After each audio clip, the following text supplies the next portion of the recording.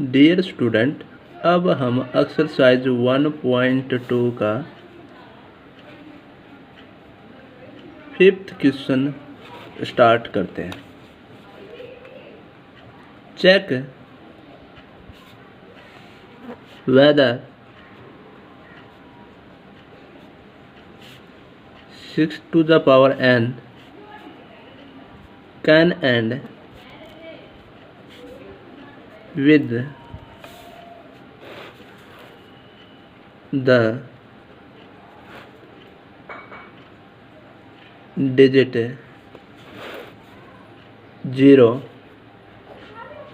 for any natural number n। हमें check करना है कि 6 की पावर n है, तो क्या किसी नेचुरल नंबर n के लिए जब हम इसको ओपन करेंगे तो जो भी नंबर हमारे पास बनेगा उस नंबर का जो यूनिट डिजिट है क्या वो 0 होगा। यूनिट डिजिट की बात कर रहे हैं कि 6 की power n can and with the digit 0 for any natural number n। किसी नेचुरल नंबर n के लिए क्या 6 to the power n and हो जाएगा n के। जैसे कि एग्जाम्पल लेते हैं, उसके बाद इसको हम सोल्व करेंगे।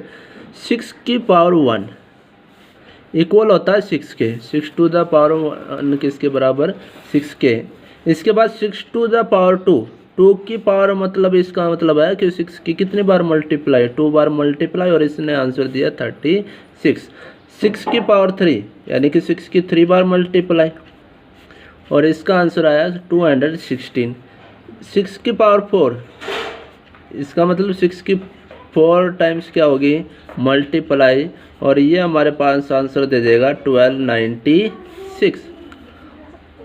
एक और ले लो 6 की पावर 5 कभी, तो 6 into 6 into 6 into 6 into 6 5 times इसकी क्या कर दी मल्टीप्लाई कर दी, तो इसका आंसर आ गया 77776 आंसर आ जाएगा।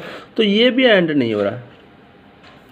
तो हम अगर जनरली देखें तो 6 की पावर चाहे आप कितनी भी कर लो वो हमेशा यूनिट डिजिट क्या देगा 6 देगा। अब हम करते हैं इसका सॉल्यूशन। तो यूनिट डिजिट 0 लाने के लिए हमें चाहिए क्या, तो अगर मैं चेक करूं कि 10 का जब मैं फैक्टर करता हूं तो उसमें आया 2 इंटू 5, और 10 की किसी के साथ मल्टीप्लाई करोगे तो उसके एंड में क्या मिलेगा आपको 0 मिलेगा। जैसे 6 की मल्टीप्लाई 10 के साथ कर दो तो 60 हो गया, तो यहाँ पर एंड में क्या मिल गया 0 मिल गया। तो 0 लाने के लिए उसका जब हम प्राइम फैक्टर करेंगे, जैसे 60 है 60 के प्राइम फैक्टर जब हम करेंगे तो वहाँ पर हमें चाहिए कि 60 की जब हम प्राइम फैक्टर करेंगे तो वहाँ पर हमारे पास क्या होना ज़रूरी है 2 and 5 होना ज़रूरी है। 2 and 5 का होना ज़रूरी है, जिसकी वजह से लास्ट के जो नंबर है वो किसके साथ एंड होगा उसका 0 के साथ एंड होगा। 0 के साथ क्या होगा एंड होगा। तो if A number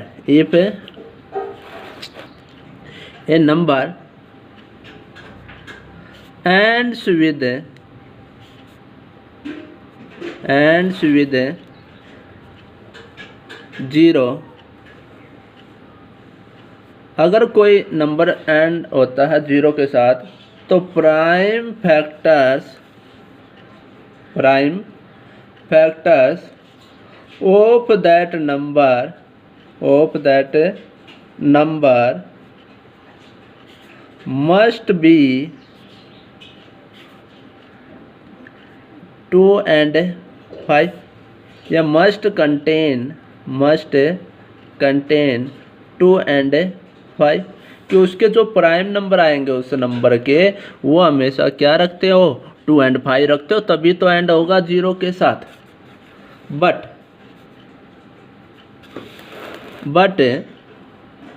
prime factors of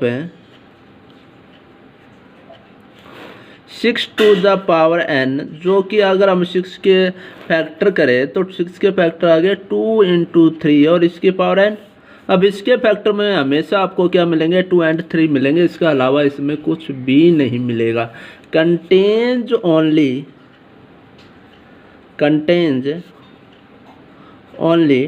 2 and 3। जब हमने 6 के क्या किए, फैक्टर किए, तो उसमें हमें क्या मिला, सिर्फ 2 एंड 3 मिले। तो देयरफॉर देन प्राइम फैक्टर्स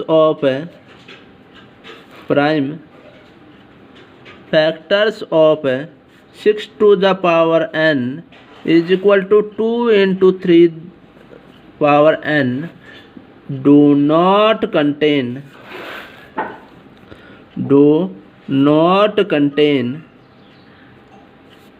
5। वो 5 को कंटेन नहीं करता, 2 को तो कंटेन करता, पर 5 को कंटेन, दोनों का होना जरूरी है, तभी हमारे पास 10 बनेगा।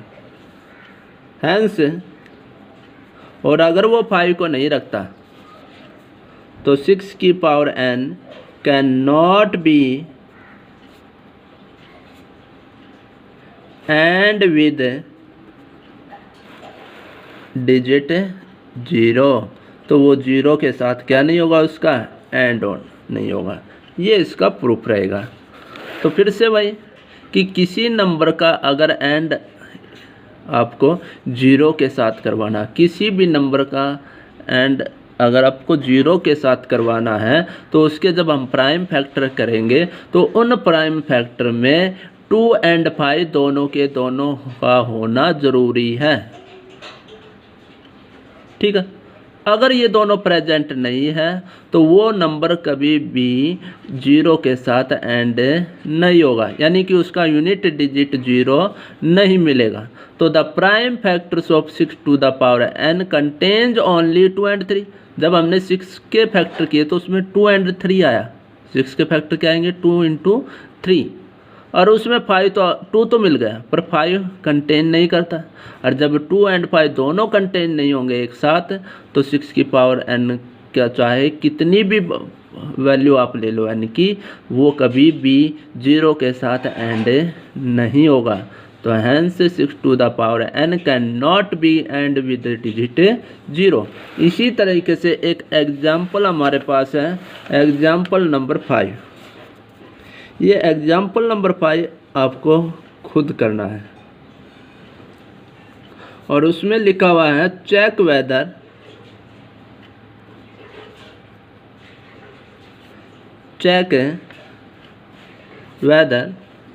4 to the power n can end with the digit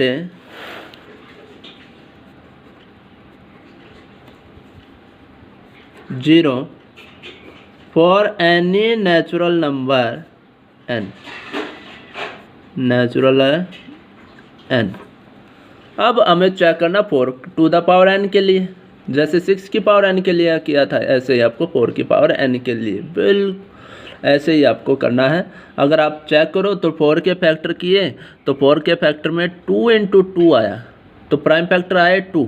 prime factor क्या है इसका, 2। पर अगर इसको एंड होना था 0 के साथ, तो इसके साथ 5 भी होना ज़रूरी था। तो ये भी इसका भी एंड किसके साथ नहीं होगा, 0 के साथ एंड नहीं होगा। चाहे आप n की कुछ भी वैल्यू ले लो, 4 की कितनी भी पावर आप कर लो, कभी भी उस नंबर का एंड, उस नंबर का यूनिट डिजिट क्या नहीं मिलेगा, 0 नहीं मिलेगा। उसके बाद क्वेश्चन नंबर 6 है। क्वेश्चन नंबर 6 एक्सप्लेन करना हमें।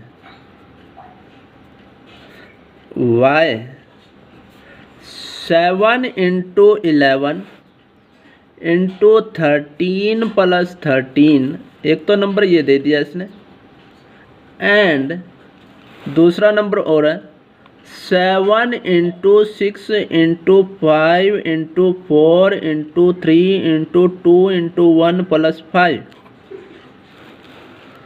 7 into 6 into 5 into 4 into 3 into 2 into 1 plus 5 are composite numbers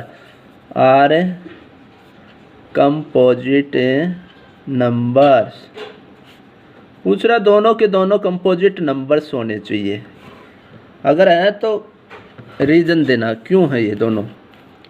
अब कंपोजिट नंबर्स कौन से होते हैं, जिसके दो से ज़्यादा क्या हो, फैक्टर हो, दो से ज़्यादा क्या हो, फैक्टर्स हो। तो हम ये प्रूव करेंगे कि इन दोनों नंबर्स को, ऐसे दो नंबर हम दो से ज़्यादा नंबर दिखा देंगे जो इनको क्या करते होंगे, डिवाइड करते होंगे, और दो से ज़्यादा नंबर अगर मिलते हैं तो ये क्या हो जाएंगे, आपके कंपोजिट नंबर। इसका पहला पार्ट मैं करता हूँ। 7 × 11 × 13 + 13, यहाँ से दोनों में से अगर देखो तो 13 इस वाले टर्म में से और इसमें से, दोनों में से 13 क्या आ जाएगा, कॉमन, अंदर क्या रह गया, 7 × 11, 13 कॉमन आ चुका है, फिर प्लस में निशान, और 13 कॉमन आने के बाद प्लस का 1 बच गया, +1। पहले ब्रैकेट को सोल्व करते, ब्रैकेट में मल्टीप्लाई करते हैं, मल्टीप्लाई किया 77 प्लस का 1, तो 13 × 77 + 1 कितना हो गया, 78। अब कंपोजिट के लिए हमें चाहिए कि दो से ज़्यादा नंबर इसको डिवाइड करते हो। अब अगर मैं यहाँ से देखूँ तो इस नंबर्स को 1 भी डिवाइड करेगा, जब 1 से डिवाइड करेंगे तो 1 से कैंसिल आउट हो जाएगा। 13 से भी डिवाइड हो रहा है, 13 से डिवाइड करो, 13 से 13 क्या हो जाएगा, कैंसिल आउट। 78 से भी डिवाइड हो रहा है, 78 से, 2 से भी डिवाइड होगा, 2 से जब मैं इसको डिवाइड करूँगा तो दो से ज़्यादा नंबर हमें मिल गए, और भी मिलेंगे, पर हमें चाहिए दो से ज़्यादा कंपोजिट नंबर प्रूव करना है। तो since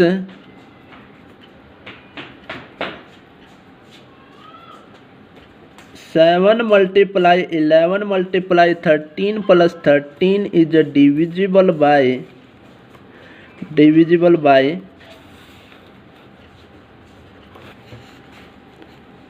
1, 2, 3, 6, 13 etc. Hence it is a composite number, और इस प्रकार ये क्या एक कंपोजिट नंबर है, बिकॉज इट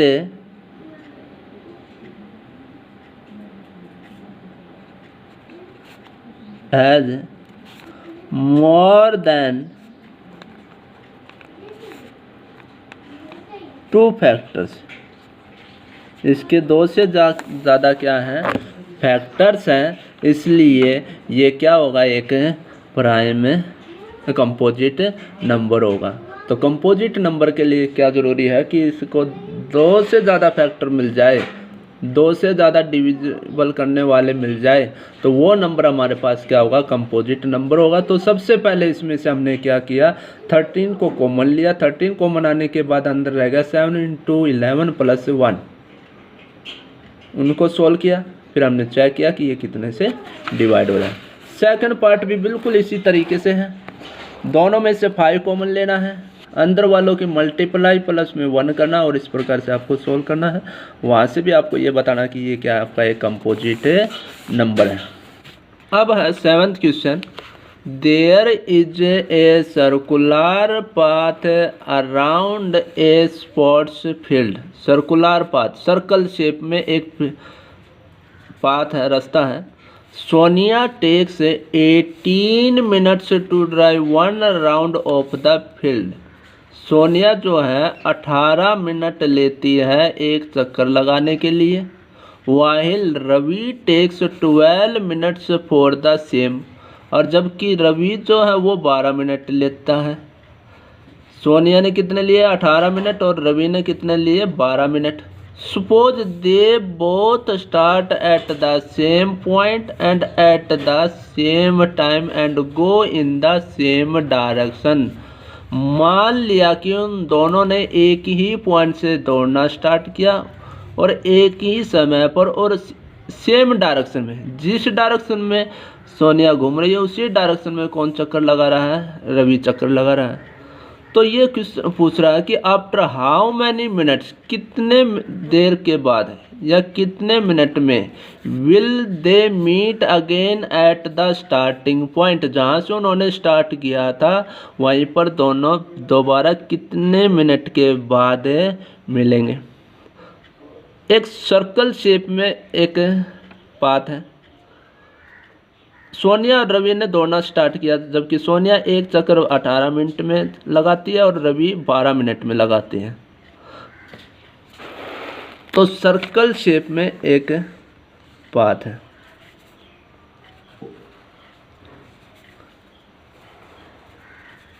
ये पी पॉइंट हमने मान लिया, यहाँ से दोनों ने दौड़ना स्टार्ट किया, सोनिया एंड रवि ने, दोनों ने दौड़ना स्टार्ट किया स्टार्टिंग पॉइंट पी से। ये एंटी क्लॉकवाइज डायरेक्शन हमने मान ली, दोनों ने दौड़ना स्टार्ट कर दिया, इस डायरेक्शन में ये दौड़ रहे हैं। अब दौड़ते दौड़ते कभी ना कभी ये वापस यहाँ पर मिलेंगे, वो बताना वो कितनी देर बाद मिलेंगे। अब पहले स्टार्ट करता है सोनी, दोनों एक साथ स्टार्ट करते हैं। सोनिया एक चक्कर लगाने के लिए कितना टाइम ले रही है, 18 मिनट। रवि ने टाइम लिया 12 मिनट पहला चक्कर के लिए, फर्स्ट राउंड। जब 18 मिनट कंप्लीट हुई तो सोनिया यहाँ पहुँची, ठीक है। उसके बाद भाई फिर दूसरा चक्कर दो चक्कर लगाने के लिए सोनिया ने टाइम लिया 36 मिनट, जबकि रवि ने कितना टाइम लिया, 24 मिनट। भाई दूसरा चक्कर लगाने के लिए 18 मिनट तो पहला चक्कर लग गया सोनिया का, दूसरा जो चक्कर वो कितनी देर में, फिर से 18 मिनट और, तो कुल मिलाकर दो चक्कर में कितना टाइम लग गया, 36 मिनट लग गए। रवि के लिए क्या हुआ कि फर्स्ट जो उसका चक्कर है वो 12 मिनट में, सेकंड 24 हो जाएगा कुल मिलाकर। उसके बाद रवि जो है थर्ड जो है राउंड वो कितने मिनट में करेगा, 36 मिनट में, और वापस इसी पॉइंट पी पॉइंट पर आ जाएगा। तो यहाँ पर हमने चेक किया कि दोनों के दोनों 36 मिनट के बाद वापस उसी पॉइंट पी पर आ जाते हैं। ये अलग है कि सोनिया ने 2 चक्कर लगाए और रवि ने 3 चक्कर लगाए, पर दोनों के दोनों किस पॉइंट पर मिल गए, पी पॉइंट पर मिल गए आफ्टर 36 मिनट। तो ये क्वेश्चन करना कैसे है, तो जब भी इस तरह के क्वेश्चन आए कि कितने देर बाद वापस मिलेंगे, फॉर एग्जांपल हमने 2 क्लॉक ली, दोनों की दोनों अलग अलग टाइम पर रिंग करती हैं। हमने दोनों को एक समय पर रिंग करना स्टार्ट करवाया 9 AM पर। एक रिंग करती है 5 मिनट के बाद, दूसरी रिंग करती है 10 मिनट के बाद। एक रिंग करती है 5 मिनट के बाद और दूसरी रिंग करती है 10 मिनट के बाद। तो ये पूछ रहा कि कितने मिनट के बाद वे दोबारा एक साथ बजेंगी।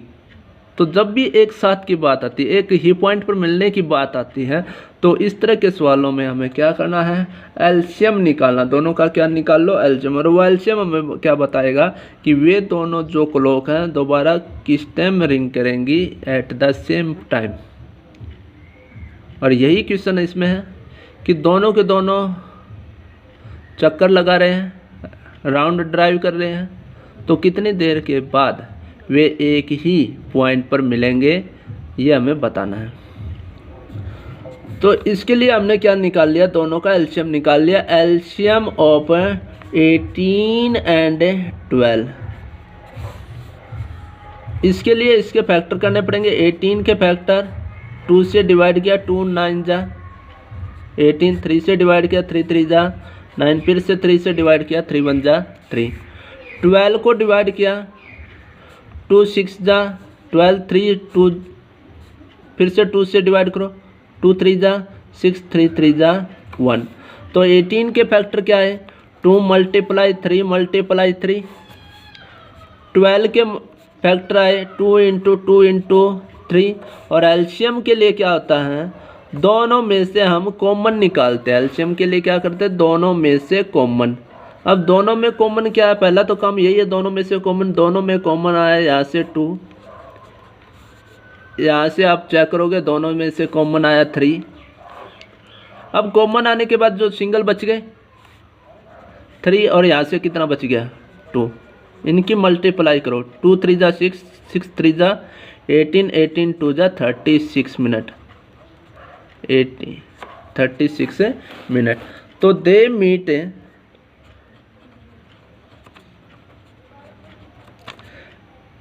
After 36 minute.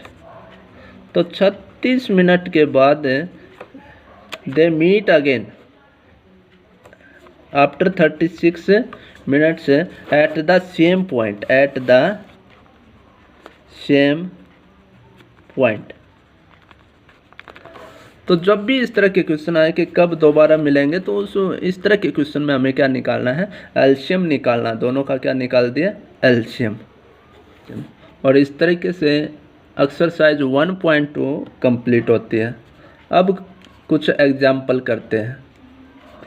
एग्जाम्पल नंबर 5 आपके लिए होमवर्क है। 4 to the power n जो है वो कभी भी एंड नहीं होगा with the digit 0।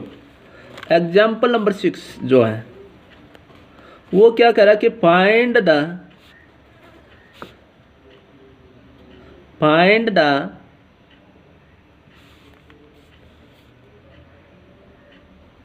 LCM and HCF of 6 and 20 by prime factorization method, by prime factorization method। तो ये तो आप कर लोगे, कल भी इस तरह के क्वेश्चन आए थे। एक एग्जाम्पल नंबर 7 है। एग्जाम्पल नंबर 7 यहाँ पर भी यही है कि फाइंड द